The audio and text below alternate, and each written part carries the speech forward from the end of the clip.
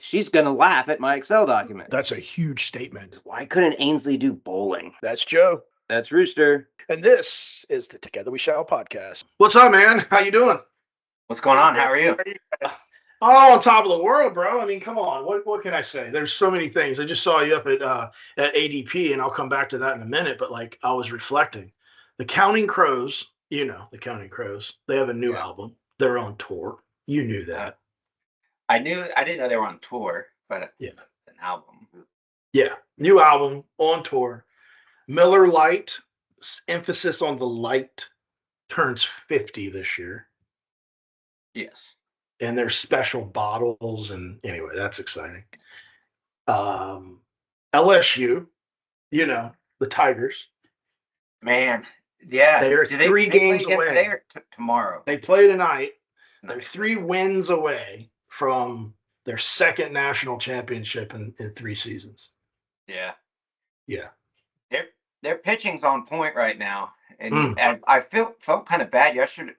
Well, when the night game that got delayed when Paul was there, and everyone was like, "Oh, Paul's so great," and meanwhile, like the pitchers there are doing phenomenal. Like I felt like the commentators were focused on Paul and Livy more than like the work that was being done on the field, unfortunately. Sure. So yeah, I'm amped up about that. But what was really neat was you and I getting a chance to go up and see Sean and Jamie and Nicole and Simon and Seamus and all the people up in New York, upstate New York, for the second cohort of the Allied Development Program graduation. That was cool. Yeah, it was. It was a good time. A lot of reflection and bonding and everything. And that is my segue today. Because, I like it. See what you did there. Let's see. Because Joshua Taylor is our guest, and some of you out there on Facebook might have seen him. He manages a page called Disabled Not Unable. And I met him in May at the Indy Mini up there where Christy High was executing that in Indianapolis. And we talked briefly, and it led to me saying, 1, we got to get him on the show, and 2, he's got to apply to the Allied Development Program. So those are the tasks to him. The first one, he has met the requirement, and he's here with us today, Joe. So without further ado, Joshua Taylor, what is up, man? How's it going? We're pumped, as you can hear. I'm pumped. I think Joe's pumped for me, maybe. I don't know. Yeah, there you go. I love that for you. Joshua, we always like to ask our guests this opening question to kind of see where it goes.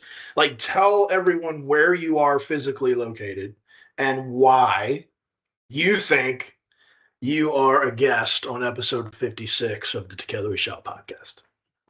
So I am just outside of Detroit in Michigan, and I'm on the Together We Shall podcast because literally every ambassador plus you, Rooster, have said I have to be on here. So I didn't think I had much of a choice. All right, then. Perfect response. Absolutely perfect response. Joe said something similar to that more than once in his life. He's like, well, because I was told I have to be there. Now, man, I'll tell you why I think people are saying that. I think they're saying that because you have a wonderful way of articulating what's on your mind and advocating and speaking on behalf of, for, and with many people. And I think that those messages and lessons are what I really want to amplify today in the show. So that's why I would love to have you. So thank you for accepting the invitation. Thank you for having me. What is this thing I'm seeing about like outstanding adult of the year? And you went to city council, city hall. Like, Joe and I are intrigued. Like, what are you doing, bro? And I think the plaque, is that the plaque over your right shoulder? Yes, that's the plaque right there. I was honestly completely shocked. I have become a disability advocate as my disability has progressed. Around October last year, I made the realization after being off work for 2 months, I had to be doing something. And I started doing some disability advocacy, specifically around height adjustable adult changing tables. to be in as many public access venues as possible through bathroom access that allows the most vulnerable in our society to be able to get out into their communities. And I started getting involved within my own city in the process, trying to get at least a couple fully accessible restrooms in our city. And my city has been fantastic with trying to work with them, trying to get not only a height adjustable adult changing table in our community center, in our senior center, and in our park, but they also have invited me to be a part of the process, trying to put in a fully accessible playground, get more adaptive equipment and adaptive programming in the city. And every opportunity they give for me to help more people with disabilities be involved in the community, I can't say no. My family says I don't know the word no, but in this case, it's a great thing, and the city's been a huge partner in that. Yeah, man, that's cool because you see like, and as you hopefully apply soon for cohort 3 of the ally development program, a lot of the things that we have heard from the previous 2 cohorts or just allies and advocates like yourself is they have these ideas about like the changing table is a big one that we've heard a lot, but then the city's just like we can't do it, or the facilities like we can't do it. So to hear that the city and the facilities are behind it is huge, as you know. And that's like I don't want to say the first time we've heard that, but it's few and far between where most cities jump at the ability to help without pushback. Yeah, indeed. I mean, and Joshua, like, how do you convince the city? Like, to me and Joe, we have enough friends that we understand the value in having the adult changing tables. And by the way, is it adult changing tables or universal changing tables? What's the correct vernacular if there is one? So I've heard both. I'm actually part of the national organization Changing Spaces USA. I'm the Michigan chair, and we use both terms pretty well universally. It kind of depends on who you're talking to, or honestly, who's the one doing the advocacy, what the term that is used is. Okay. So in 30 seconds, if you can, this is a challenge. Mhm. Tell the world why we need these things. So, the biggest reason we need powered height adjustable adult changing tables is people of all abilities should have universal access to the toilet. People should not have to lay on the ground on a dirty bathroom floor next to a toilet, be changed in the back seat of a car, a van, a trunk, in the grass. And some people choose just not to go out into the community or have to sit in their own soiled garments for hours until they have the opportunity to get home. And nobody should have to be put through that. Okay. Is it a human right? It absolutely is a human right. If anyone else was told there's no bathroom access, think about going to a concert. You're going to be there for 6 hours and you're drinking beer, having a good time. After 2 hours, 3 hours, you're going to need to use the restroom. And it's something that most people don't think about unless you have a disability that prevents you from being able to use the toilet or get to a toilet through traditional means. Dude, so you just took my love for the Counting Crows and Miller Lite, put them both into a perspective story there. Wonderful picture. You painted a great, great, great picture there. And you're right, Joe. Do you think about the bathroom ever? I never thought about that until um, Ragnar we did with Bean, and that became a hiccup. And that was what 2014, 15 ish. Yeah, but yeah, dare I say, I can find a tree or a corner, for the most part, and that's not fair to others, and that yeah, everyone does definitely have that right to do so. Um, and there's so many concerts are is actually like I just went to one Friday. That's a great like example of I would say a lot of concert venues are not accessible and like there's the probably one bathroom, right, that's accessible, and it's naturally it's not going to be anywhere near you're sitting, for the show, and to get there is a pain because of the crowd. But yeah, there's no reason why there shouldn't be more, especially like here we have like the at our venue it's just like the row of porta johns, right? I trying to think. I don't think I saw a accessible one the other night. And Joshua, even if there is an accessible porta potty or a porta potty that's a little bigger, like that's still not what you're talking about. Right, No. fair. And I mean, copy to your point, Joe. Yeah, if they even had that, right? But in this case, you didn't see that. On top of that, Joshua was talking about like something above and beyond that, where you can go in there and actually put a human or yourself onto a platform to facilitate the changing of what? Of your diaper, of your undergarment? What's the correct term there? I prefer brief. Okay. Some people are fine with the term diaper, undergarment, but it's not just changing an incontinence product. You think about feeding, you think about colostomy care, you think about if someone's feeding tube is leaking and they need to change their clothes. That's not always easy to do in an adaptive stroller, in a chariot, in a wheelchair. Having a place to lay down gives the dignity and safety to the individual, both that is being changed and the caregiver if they need them, because with it being height adjustable, it's now at a safe working height as well. What do these things cost, man? I mean, I'm imagining you need electricity and then it's got to move. I mean, Joe's desk goes up and down. He can hit a button and it like does stuff. In fact, he's doing it now for all you watching on YouTube. Um, those aren't cheap.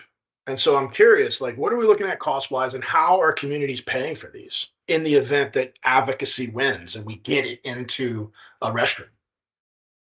So the cost can vary greatly. Um, there are two different types of installations that are most common. One is wall mounted and one is freestanding. The freestanding usually ends up being more cost effective, but it takes up more space. And most businesses, most venues don't want to give up space. It also can be an access issue if you have one or two caregivers and a complex wheelchair. If you have a full freestanding, imagine a stretcher. That's kind of the idea of a freestanding model. Those can start in the 2,500, 3,000 range. For wall mounted, you're looking at running power, you're looking at running sometimes plumbing. Those can be easily into the $13,000, $14,000 range Yeah. without the cost of construction and installation. That's just the cost of the equipment. Yeah. And so when I hear that, I'm like, if I'm sitting on a city council and you present this to me, I can't help but go to the budgeting of it immediately. And so I guess that is one of probably the biggest hurdle. After you get them to say, yeah, this is a great idea, we agree with you, then it's the budgeting. So what are some, have you heard of any unique ideas that your community's come up with to fund it? So, grant funding is huge. Not every community, not every state has grant funding available.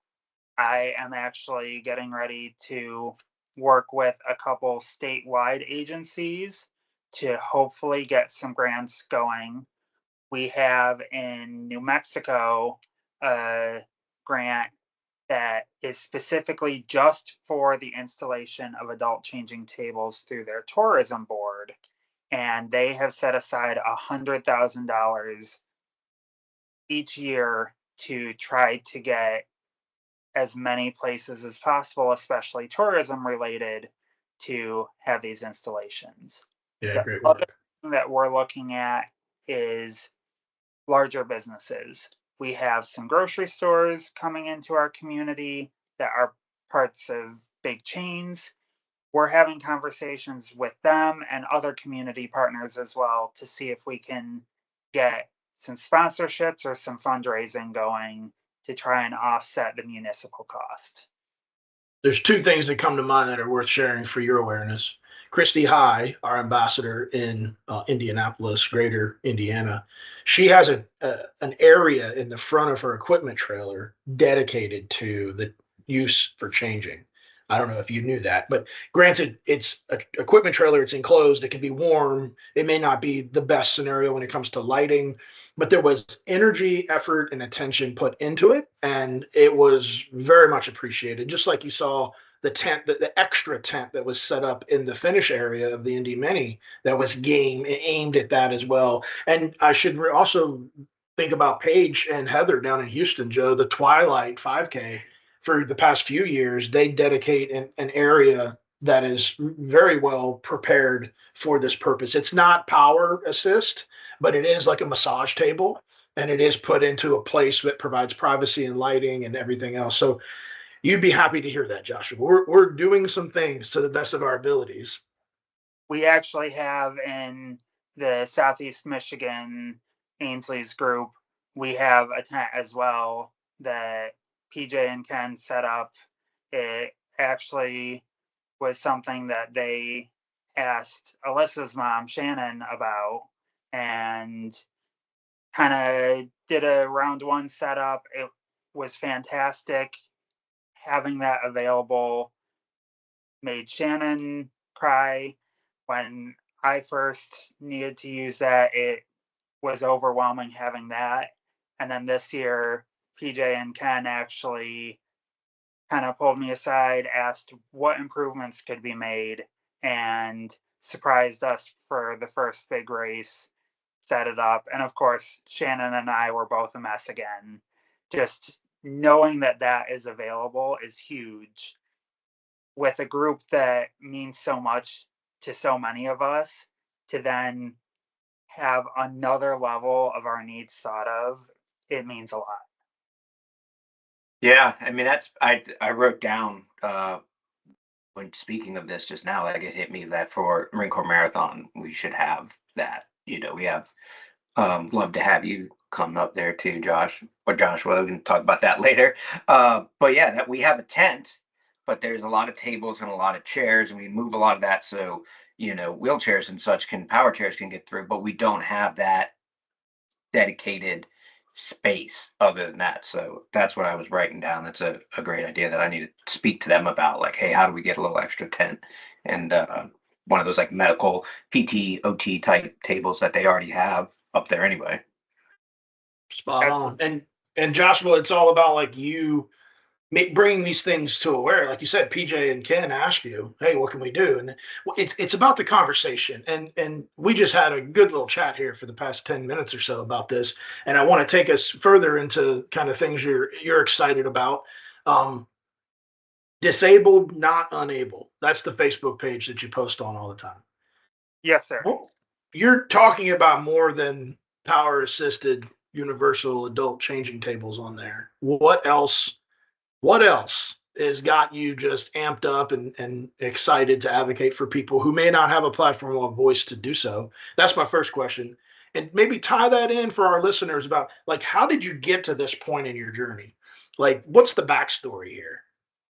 So I ended up, I'll start with how I got here. I have a rare genetic condition called Ehlers-Danlos syndrome. It's starting to be diagnosed more, but it's still quite rare. I was an active kid. I was an active teenager and young adult. I always had some pain going on and some medical issues. I wasn't a sick kid, but it wasn't uncommon for me to have a doctor's appointment or two every month. Um, Around 25, 26, I started having more issues. I started having stomach problems more than I already had. I ended up in 2023 getting my first feeding tube. In 2024, I started using, actually, early 2023, I was using a manual wheelchair for energy conservation and pain management as needed. 2024, I started using an electric wheelchair again, just for conservation of energy and pain management. And things kind of spiraled from there. I had a few bad hospital admissions, GI issues continued to get worse, and I continued to lose weight. But through that journey, I realized how much of a difference my life had from before, when I was able to ambulate, able to go out and do whatever I wanted, to then having to plan accessibility, plan how to save energy. And it really gave me a perspective that most people will never have, of being fully able bodied and then being a full time wheelchair user, with likely having to use a wheelchair for the most part for the rest of my life in a pretty quick order without it being instantaneous, not being a car crash or some other traumatic event like that. And I was also struggling with possibly losing my career. I worked in a warehouse and then was a commercial truck driver for a total of 12 and a half years. Being a commercial truck driver, you have a medical clearance that you have to keep. And as my chronic illness got worse, I was scared to death. I had worked my butt off to have this good career, and it started to become evident that at some point I was going to have to give that up. And right around when I was realizing that I was going to have to give up my career at some point, I ended up connected with Ainsley's Angels. And that actually was one of the biggest contributing factors to me being comfortable in my own body. And also, through being comfortable with myself, being able to advocate for others. Quite the testimonial there. Wow.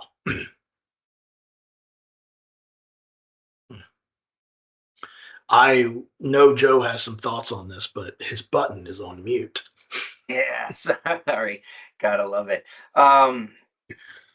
Yeah, thanks for sharing all of that. And I was trying to like do the math, and we always say don't do math in public, but like I mean, you said basically in the last, it's 25, the last 3 years, a lot changed quickly, as you alluded to. And we've seen it a lot with, like you mentioned, the car accidents or the BMX, bike accidents, have happened within Andy's Angels, and that changes things, in a moment. So to hear the, like, I don't want to say struggle, right? But to hear you explain how all that happened quickly, but then being okay with it by meeting Ainsley's Angels is, like Rich said, testimony. That's a testimony of like what we aim to do. The idea of inclusion without limits. Like this is the safe space, right? As you're 12 year, and that leads me. How old are you? I just turned 30. 30, yeah. So 12 years of a job, gone is got to be tough for you mentally, financially, and everything. Then to find something that could help even at a small percentage, backfill or fill that void is great. And I mean, PJ and Ken up there are amazing humans, and I'm lucky that they have you in their lives as much as you have them in their lives. Absolutely. When did this disabled, not unable Facebook thing find its way into the ether? So I had been thinking about it for a while. I started really thinking about it, I would say, around election season last year. I started talking with elected officials and kind of pushed it off to the wayside for a little bit. And then around the first of the year, I really started telling myself, I need to be doing this. The adaptive sports that I'm doing, Ainsley's Angels, the advocacy work that I'm doing, there are people that are struggling out there that could find my page, and that could help them get out of bed that day. That could help them go out and seek out something that makes their life better where they otherwise might not have. And so near the end of the month, I was kind of trying to figure out what I was going to do.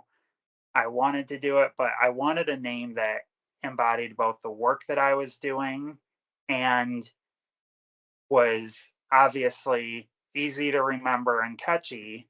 And literally last day of January, it popped in my head. I was like, disabled, not unable, that's it. And I launched the page the next day, and it's been history since. Yeah, well, good, man. I'm glad that it came to you. I'm glad that it's out there. It's definitely providing perspective for a lot of folks to come upon it.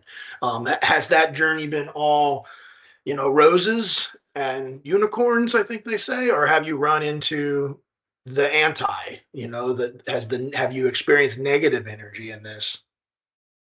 Honestly, surprisingly, I have not dealt with any negative energy along this, and Yeah.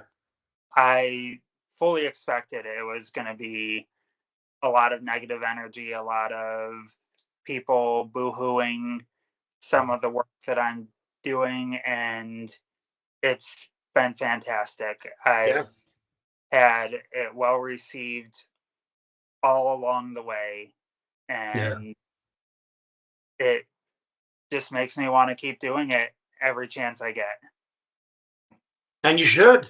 Ladies and gentlemen, we're about halfway through the podcast right now. I'm meeting with Joshua Taylor. He has a Facebook page called Disabled Not Unable. He's up there in Michigan, rolling with our Southeast Michigan ambassadorship, and he's got quite the platform. We use this halfway point to say it's snack time or Miller time, whichever one you want to do. So, ladies and gentlemen, whether you have your own beverage, whether it's water or Monster or I don't know Miller Lite, grab your favorite beverage and let's open one up and enjoy it. If you don't have a beverage with you, that's fine. I have a whole bunch of water here. I'll drink with you or for you. Joe, do you have anything to sip on today for our? Yeah, fail. I don't. I had it. I don't know where. Oh wow. Okay, it's okay. Joshua, are you drinking anything today? Anything to share? Nothing within arm's reach. All right then. Well, ladies and gentlemen, that was an absolute bust. So join Rooster only for Miller time. Um, anyway, no, that's what happens when you don't like remind people of the segments, or at least educate Joshua on the fact that he should have something. And I like how he said not within arm's reach, otherwise he's gonna have to roll out or reposition or get some help. But no, good stuff, man. Bottle Really of appreciate hot it. sauce right now, but that wouldn't be a great thing to drink. I don't know. I actually think that would be entertainment. Grab your hot sauce, everyone, and hands. This isn't U.S. mail. Dude. Yeah, isn't that the truth? Oh my goodness, Dave Goldstein. You Yeah. definitely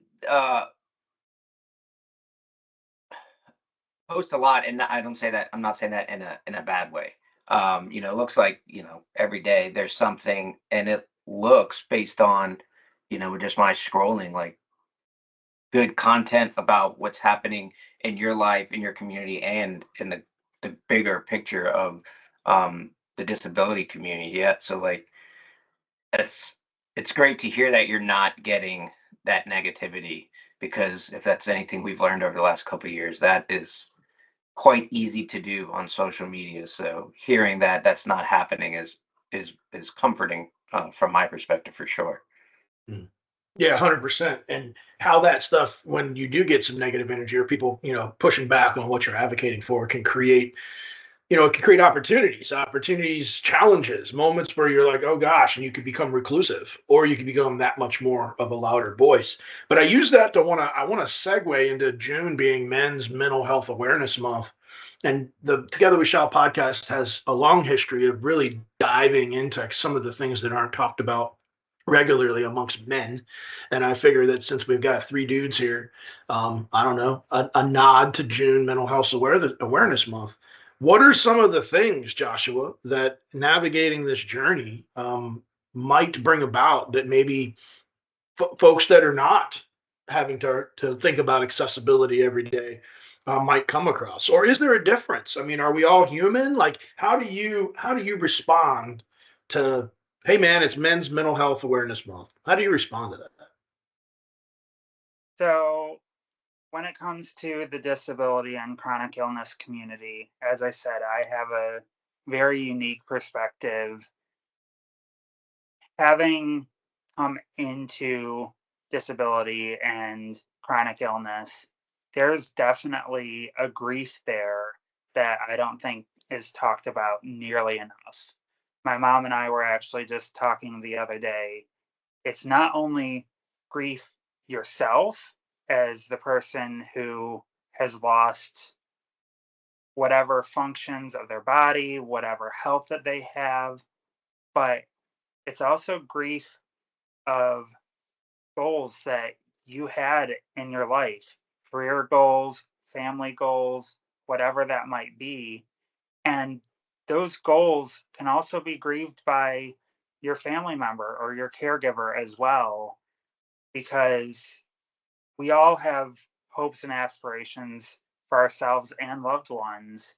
And the grief can really be, in my experience, the hardest part. And one thing about social media, you don't see a lot of times the hardships. I try to share as much as I can, but I know that personally, there is some anger there because this is not what I expected for life.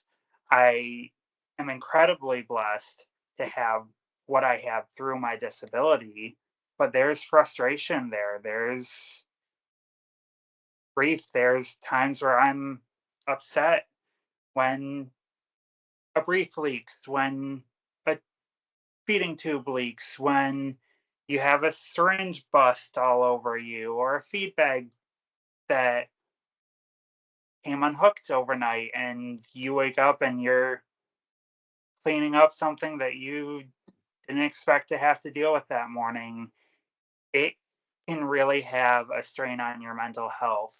And for me, that's where adaptive sports really comes in. When I don't have an adaptive sports event, whether it be Ainsley's, whether it be skiing, whether it be trying something new, golf, kayaking, whatever it might be, when I don't have those things going on, I notice my tolerance window is way narrower than when I'm out there being active and enjoying life.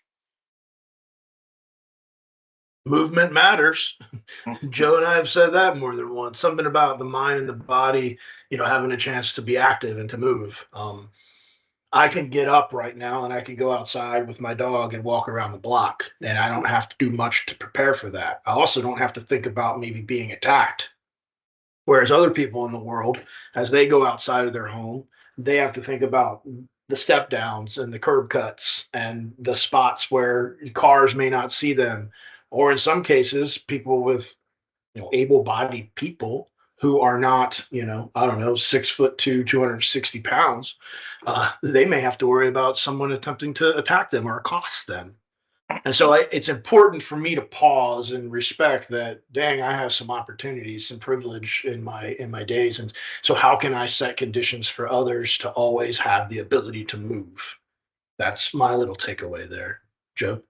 Yeah, it was very admirable, like, or how you mentioned that you notice that if you are not active, you don't feel as well as you, or if you are active. I would say that's not necessarily the norm, but I don't across life, humans, right? I don't think people can necessarily point the finger and say that's why I'm not feeling good. It takes time to assess that situation, accept that, hey, I need to get back out there and go skiing or golf or whatever, or do a race in order to feel better. I think there's a lot of people that just keep it in, and stay inside and don't get out and don't move, whether it's physically, mentally, spiritually, or whatever. They just go internal, for lack of better terms, and that's so the fact that you've recognized it and know how to counter it to the best of your ability is great. You talked about the grief of like career and everything. That was cool to me because like we launched a grief resources page on our website.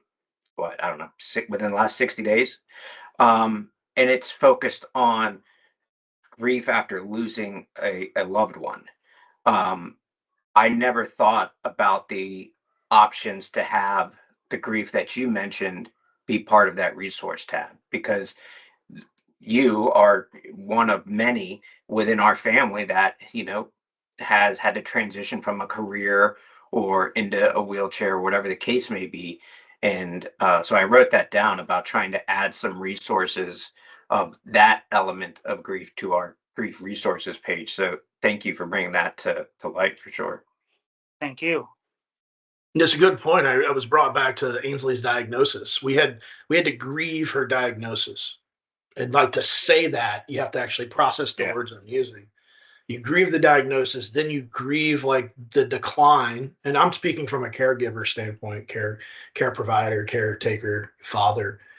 But then you're grieving the decline, and then you grieve opportunities missed, like you alluded to, Joshua, the things that maybe you had aspirations and goals to do that now, for whatever reason, your disability stands in the way, and you can't help but grieve those. And then ultimately, you grieve every step of the way, and at the end of the process, should you outlive the person who you're grieving with or for, you have that whole element.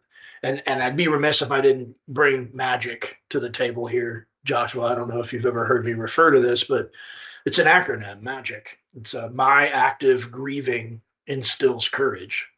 And that's the idea here, that by you actively grieving, aka moving while you grieve or moving through and with the grief, it can instill this level of courage within you to continue to move and think and do and go and advocate and then grab a microphone and talk to city council.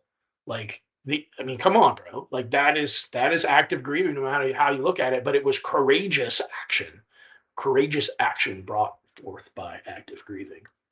And that's great. That's awesome. I've mentioned the city council thing a couple of times up until this point.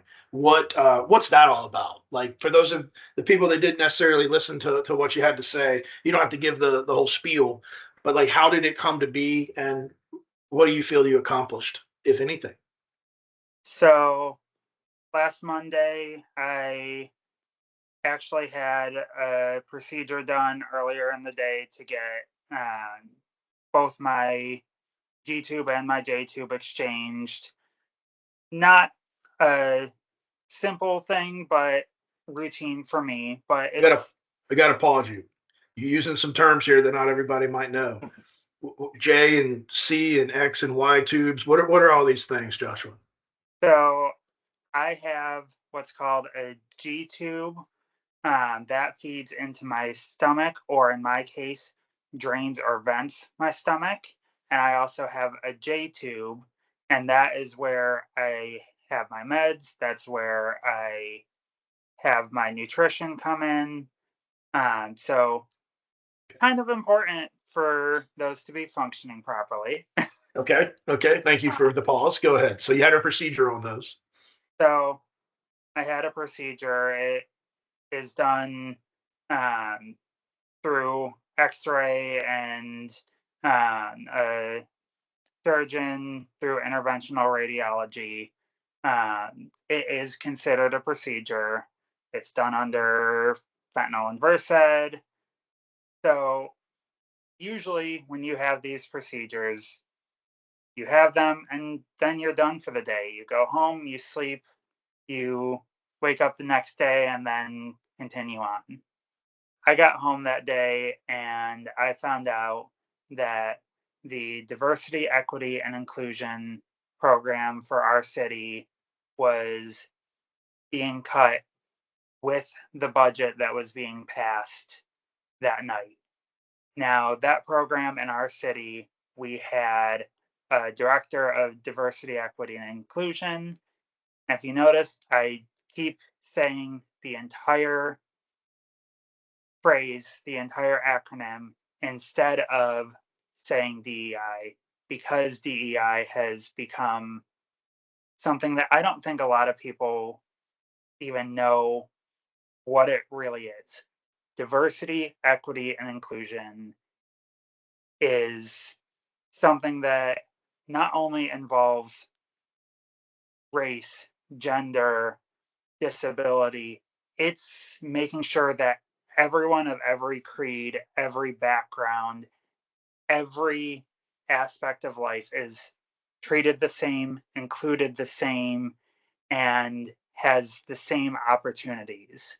And when I found out that the city was cutting that, I couldn't stay home. I couldn't stay silent. And of course, I couldn't drive. So I was calling up my mom, going, "Can you get me up to City Hall? I need to go up there and make sure that my piece is heard, my background is heard." And so I went up there, literally wrote the speech while council was meeting, and made sure that they understood the importance of these programs, the importance of why these things need to be included, not just in our city, but in every city, in every business. And unfortunately, this is something that is happening throughout our country because DEI, not diversity, equity, and inclusion, DEI as a phrase has been targeted, and the federal landscape is pushing local municipalities and counties and states and colleges to drop these programs, which in turn will hurt individuals who are already marginalized or have to fight to have access or opportunities. How were your comments received, and what, if any, impact did they have? My comments were received incredibly well. I was actually quite surprised. This was my first big public speaking event. I had council members gasping at times. I had constituents that were in the audience that were gasping and murmuring to themselves, and there was a quiet applause and praise after, which goes against the rules of quorum for our council, but I don't think anyone was really too concerned about that. And then I had them come up for a vote. I wasn't the only speaker, but I was referenced multiple times by council members and the mayor before their vote. Their vote had changed, at least a couple of them, and it resulted in them taking a recess and multiple people coming up to me and asking, what I would recommend, what I would like to see them do before they try and pass this budget as it was. And the consensus was because of the federal landscape and the fact that it would put a significant amount of the city's budget at risk, that they would put an addendum in that the DEI program would be revisited once the federal orders had been litigated and the constitutionality of that was ironed out. And personally, I would have loved to see them just rename the program, but given the circumstances, I think that was the best thing for everyone involved, and to make sure that this conversation comes up again, because they'll have to vote this back in when this is litigated. And that's another opportunity for me to be out there, for me to be educating people about the need for inclusion and equity everywhere, honestly. So it sounds like your presence there made an impact to the point where an addendum was added, and you're keeping the conversation going. So bravo. Well done. Thanks for sharing that. If you can get one person to listen or one person to speak, it's a step in the right direction. It's the little things, right? That the little things matter. The little things make the big things possible. It allows this. We heard this saying last week in New York. A no is just a not yet type of thing. So being able to have the courage to, you know, hours post your procedure to say, I'm going, mom, we got to get there, and to be there, to speak, to be what this case sounds heard is, I mean, that's a hell of a day, man. Like that's a win for sure. And I wrote down, you said DEI as a phrase. I You're 100% right on that. There's too many things, and like as you mentioned, like the federal landscape of, I think under individuals hear these like DEI or even elements of like right now of immigration, right? And it's a phrase they don't understand what either the acronym. I bet there's plenty of people that don't know what the D, the E, or the I stand for, let alone understand the like definition of diversity, equity, and inclusion. So yeah, that was spot on. You know, people are attacking it because of a phrase, and it's an education flaw issue, right? They're just not educating themselves, which stinks in today's society because shit, Google, like you can, granted, you can go down a rabbit hole of mis and disinformation and everything, but we all have, for the most part, that ability to research on our own and form better in our own opinions with a simple Google search, not just seeing a Facebook post that says DEI is bad and then sharing without even understanding what DEI is. Yeah, well put. Absolutely well put. The other thing I pulled away from some of the verbiage you've given us, Joshua, that I haven't heard before, the phraseology of energy conservation and pain management. So to use adaptive equipment for the purposes of energy conservation for you as the user, and pain management, obviously for you as well. I hadn't heard about it. I hadn't heard it presented that way. What I have seen recently is a lot of chat about like, does he or she really need that wheelchair? I just saw them walk. You know, I've seen that out there. And I'm like, oh gosh, man. And what you just articulated was a beautiful way to kind of present why that person may choose to or need to have that piece of equipment. Energy conservation and pain management. So talk to me about energy conservation. Just, you know, in a minute or so. But more, let's dive into that a little bit. So before I ended up becoming a full-time wheelchair user, I was still going to work every day, but I would have doctor's appointments before work. Sometimes it would be 3, 4, 5, 6 hours of doctor's appointments. Sometimes I might also have an errand or two to run before that. And I would end up using a wheelchair for those appointments, for running those errands.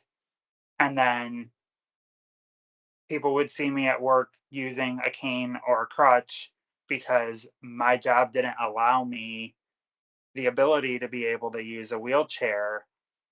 But being able to use equipment earlier in the day allowed me the opportunity to be able to continue in my career, honestly, for probably a year longer than I would have been able to if I just gritted my teeth and tried to push through it. I would have been exhausted by the time it came time for me to work. And that's just one example. With me having Ehlers-Danlos syndrome, some people might have fibromyalgia, some people might have rheumatoid arthritis. There's dozens of illnesses where someone can't get through the normal day that, and what's normal, the day-to-day things that most people do in their day. They can't get through that without equipment to help them. That might be a wheelchair, that might be a cane, that might be being able to sit down every so often, using a rollator, whatever that is. That can make a huge difference in someone's ability to live their life. Dude, thank you for diving into that.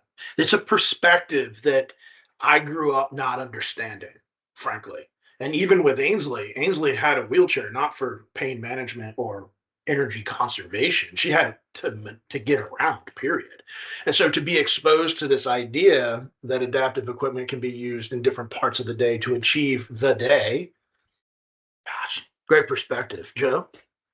Yeah, I same as you. I never looked at it that way. That like maybe you're going on a date in the evening, right? And you need to conserve some of that energy during the day, so using share. All of that makes complete sense now that after you explained it. And I was starting to think like, what's the difference from like someone that has a breaks an ankle or something like Achilles thing, they get put in that walking boot.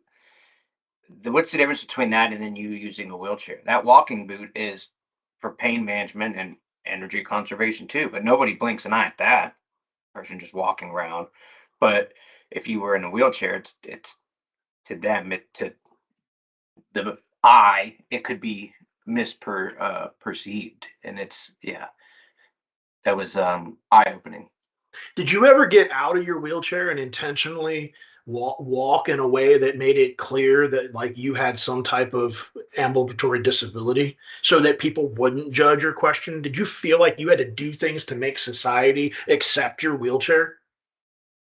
Honestly, when I was more ambulatory, when I could get out, especially without mobility aid at times, I wasn't comfortable with myself at that time. I wasn't like I could get out of my chair because I was afraid of being judged. Yeah. And so there would be times where I could have done something because I had conserved that energy, because I had protected my own body through using my chair or my crutches, but I didn't feel like I could cast that aside for 30 seconds because society can be so judgmental. Dude, and that is where we're going to wrap this podcast, is to challenge people to think about how their thoughts, which in many cases are formed throughout your life, should be challenged to look through a different lens, to not quickly judge, but to rather engage in conversation, to open your perspectives, your apertures. And that's what you've done for us today. Not only the need for height adjusted, power adjusted, universal or adult changing tables, but also through this lens of how fast society's judgment can impact your ability to be. And that's some solid stuff. And there was a lot in the middle. Joe, let's go around here. Saved rounds from Joe, and then Joshua will go ahead and give you the last word to take us home to the credits. Yeah. Just thanks for the chat, Joshua.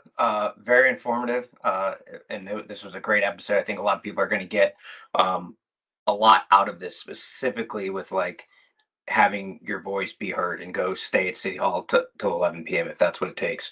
Also, AinsleyAngels.org/ADP for anyone, to include Joshua, who wants to apply for cohort 3 of the Allied Development Program, and AinsleyAngels.org/run with the Marines for anyone who wants to come run with us or roll with us in October in our nation's capital.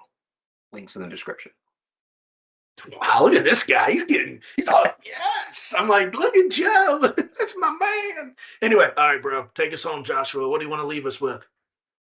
I just want to remind everyone, care for each other. If there's something that you can do to help someone else, to advocate for someone else,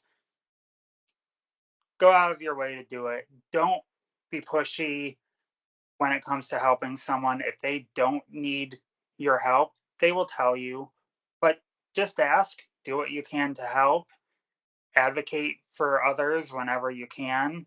And if you would like to follow what I'm doing, if you would like to be a part of the movement that I'm trying to have, on Facebook, it's Disabled Not Unable. On Instagram, it's Disabled Not Unable Movement. We're done. This was good. Yeah, we're done here. Find your people, and if they make you feel sexy, even better.